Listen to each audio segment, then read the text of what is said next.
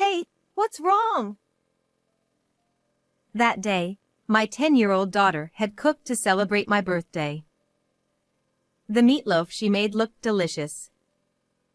However, after eating it, my husband suddenly started suffering and collapsed with foam coming out of his mouth. As I hurried to try to call an ambulance, my daughter said, "Stop. I did this to Dad." Those shocking words froze me.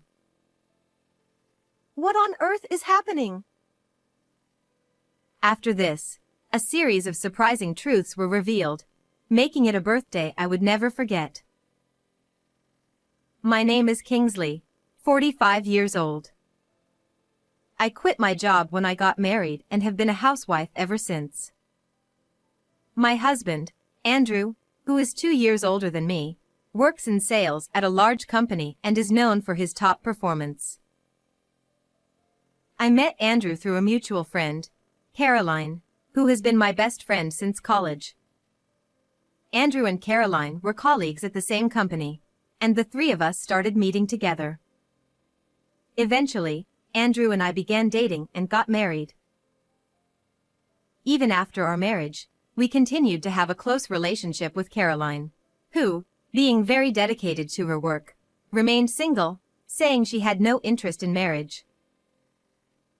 We have a daughter named Alice. She was a bright child who learned words faster than others and could remember the names of things after being taught just once. Alice showed a strong interest in cooking and, by the age of 3, was already holding a knife and standing in the kitchen with me.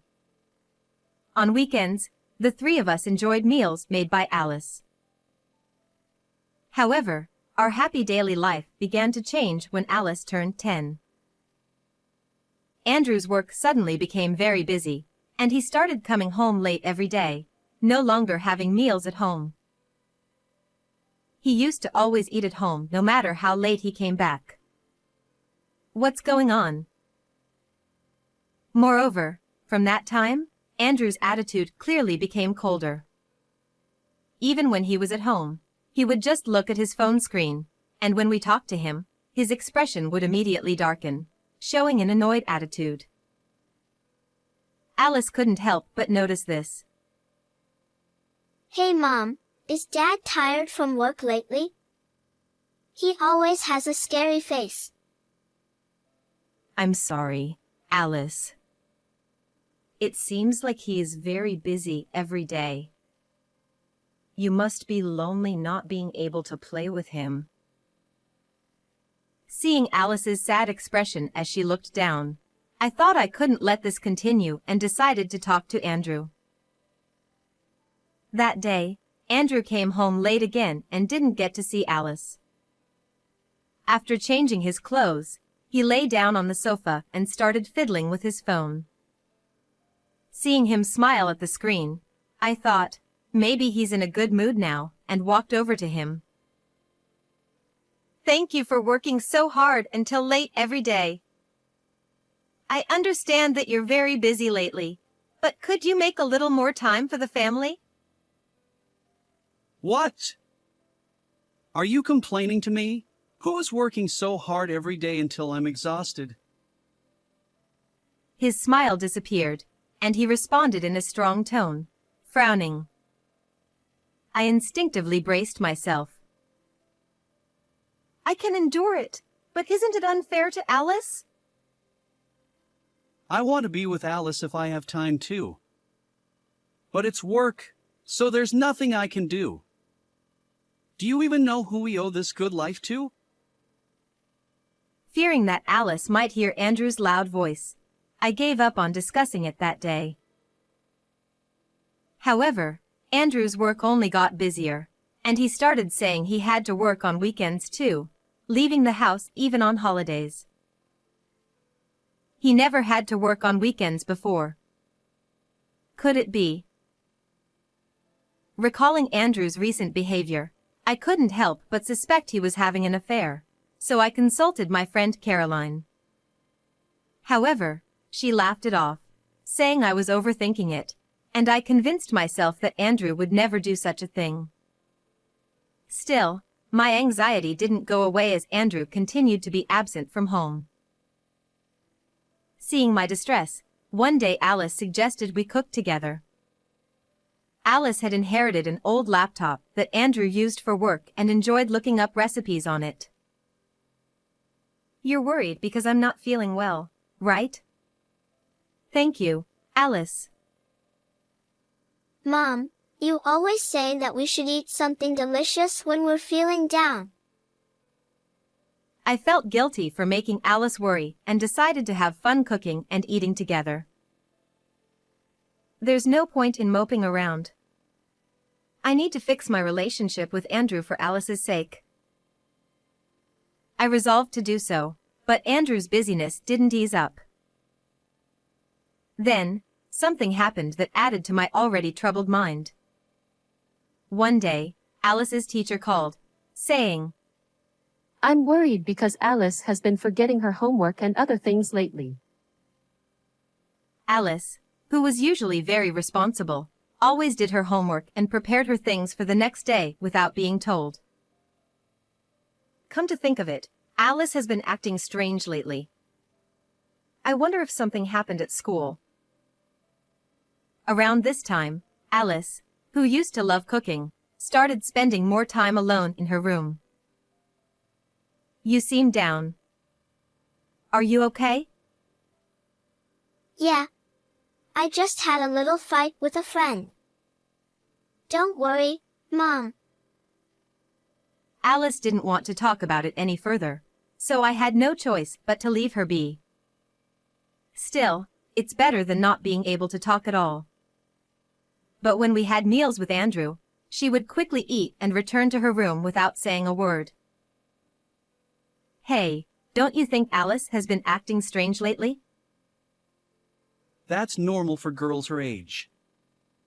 It's just a phase, nothing to worry about. Unlike my anxiety, Andrew seemed indifferent, which frustrated me. Then one day, out of the blue, Andrew suggested having a birthday party for me. He's so carefree, even though Alice is still down. I was annoyed, but I thought it might cheer Alice up, so I agreed.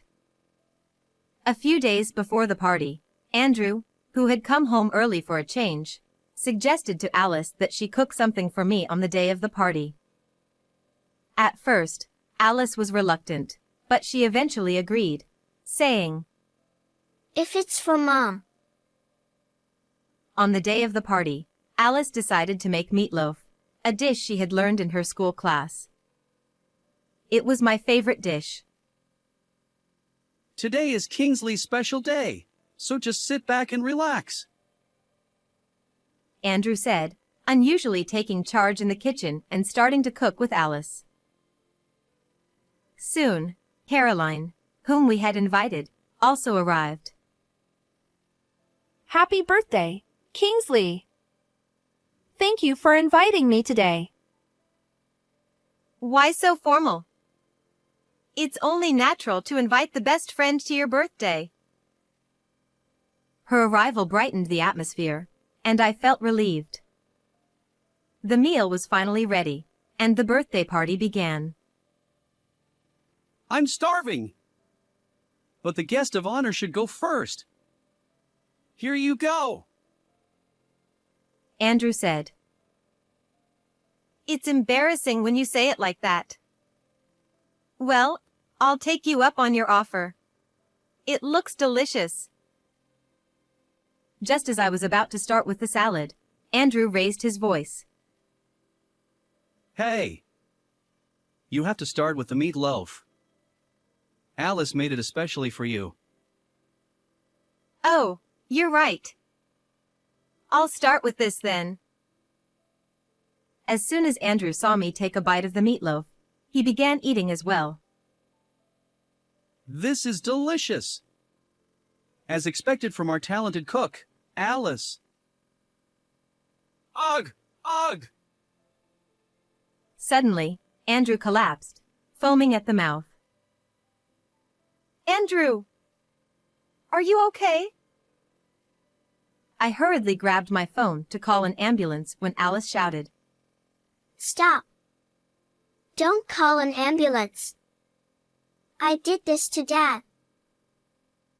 For a moment, I couldn't understand what was happening and could only stare at Alice. What? What do you mean, Alice? What are you saying? Alice remained silent, looking down, as if she couldn't hear my panicked voice. At that moment, Andrew began groaning in pain again. Hearing this, Caroline, in tears, called for an ambulance. I accompanied Andrew to the hospital, unable to comprehend the situation. Thanks to the quick medical response, Andrew's life was saved. But the doctor's words sent chills down my spine. They suspected that Andrew's symptoms were due to an overdose of medication. When asked if I had any idea what could have caused it, I could only shake my head. In the end, the cause remained unknown.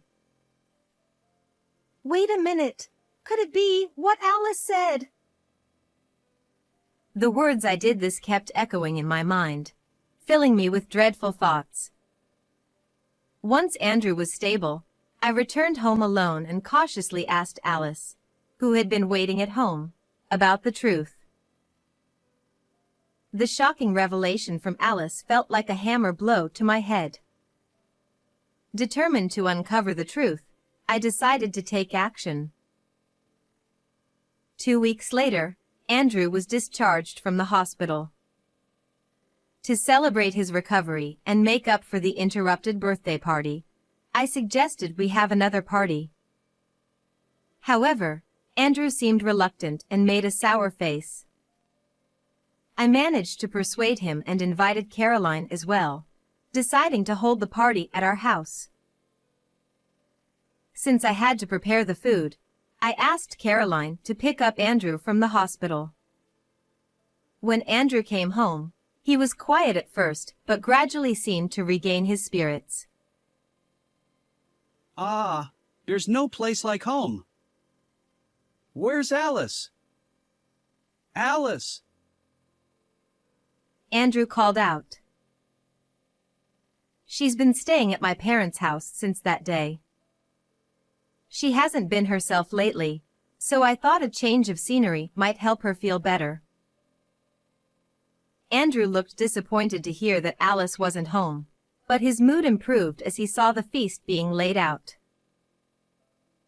Even though Alice isn't here, let's celebrate with the three of us. I'll bring out the main dish now. Kingsley, you seem more enthusiastic than usual. Andrew remarked. I brought out the freshly cooked dish, still steaming, and placed it in front of them. Andrew and Caroline, who had been chatting happily, exchanged glances and frowned. This is meatloaf, isn't it? Andrew said. Why is this the main dish? Caroline added. Ignoring their reactions, I sat down and said, If I remember correctly, this is your favorite dish, right? Don't be shy, dig in. Go ahead. Seeing them hesitate, I smiled faintly. What's wrong? Is there a reason you don't want to eat? Looking startled, they cautiously took small bites. Kingsley's meatloaf is always delicious. Andrew said. Really? You've always been a great cook. Caroline added. Trying not to laugh at their awkward smiles, I began eating as well. Yes, I did a good job. Ugh, ugh. Hey! Are you okay? Could it be that there's poison in it again? Andrew shouted, panicking as he saw me clutching my throat. He didn't seem to realize he had just made a slip of the tongue. I stopped pretending to be in pain and said, "Just kidding." What? That's not funny. There are things you can joke about and things you can't. Andrew snapped. Andrew's right.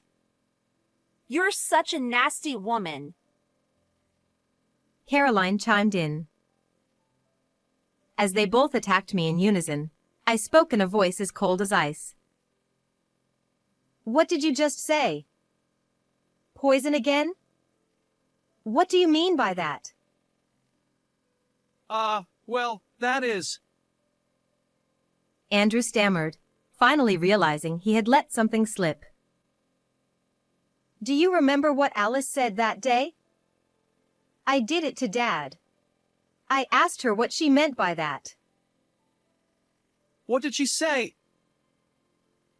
Andrew asked, visibly shaken, with sweat starting to form on his forehead. "She said she saw you put something in my meatloaf. That's why she switched your plate with mine." It wasn't me. I don't know anything about it. Andrew desperately tried to deny it, and I was utterly disgusted. That's right. Andrew would never do such a thing. It's crazy to take a child's words seriously. Caroline added. "Isn't it crazier to have an affair with your best friend's husband?" I retorted. Caroline looked momentarily shocked. Then her eyes darted around nervously. What?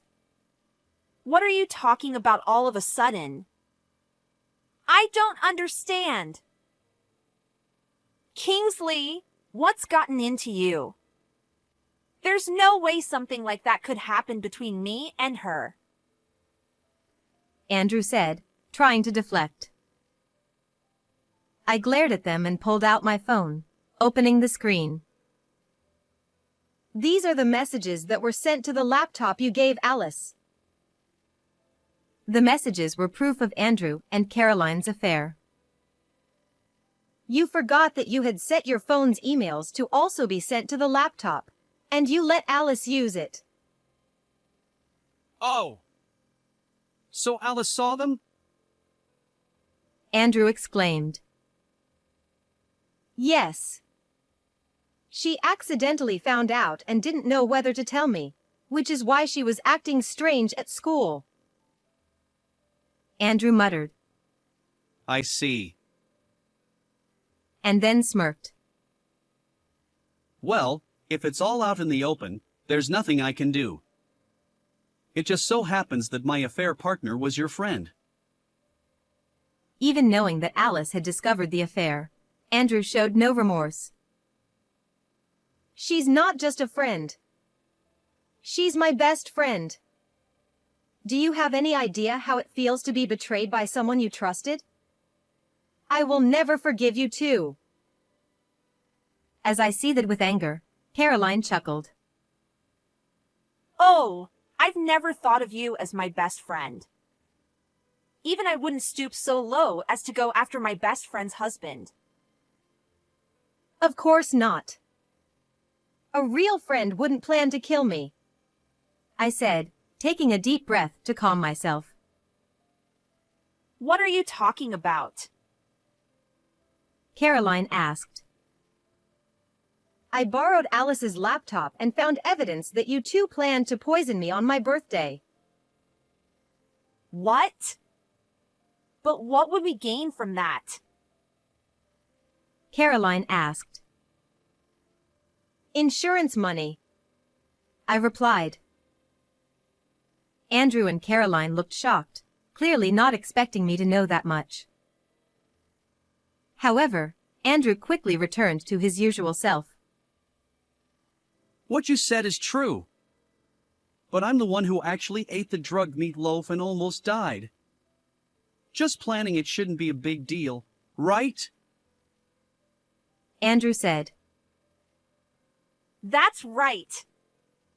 We didn't actually do anything. Too bad for you. Caroline added. Seeing their smug faces, I felt laughter bubbling up past my disappointment, but I held it back. Since you seem unaware, let me inform you. Even if it was just an attempt, planning it is still a serious crime. Too bad for you. What? No way! Andrew exclaimed, clearly shaken by this new information. Of course, I recorded this entire conversation. Your confession is all there, so it's as good as a signed confession. As I laid out the harsh reality, Andrew suddenly spoke up. Kingsley, I was just manipulated by Caroline. I'll break up with her right now. Let's start over. How could you? Trying to save yourself. You're the one who suggested going after Kingsley's insurance money. Caroline retorted. Don't lie. You were the one who planned it. Andrew shot back. Watching them blame each other, I was utterly disgusted and just stood there silently. I will divorce you, Andrew. And I will demand alimony, so be prepared. Not only will I be arrested, but I'll also lose money. Andrew muttered, looking as if the world had ended. Caroline, smirking, watched him with amusement. And you won't be laughing either.